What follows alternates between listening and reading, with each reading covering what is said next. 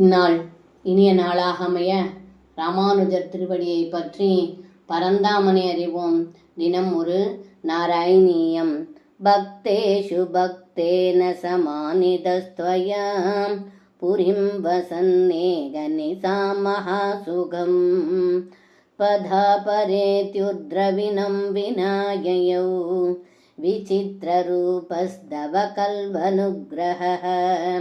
இந்த பாடலுக்கு அர்த்தம்: ஏ குருவாயூரப்பா, அடியவருக்கு அடியவரான குச்சேலர் தங்களால் நன்கு பணிவிடை செய்து ஒரு நாள் இரவு முழுவதும் தங்களுடைய நகரத்தில் சுகமாக இருந்தார்.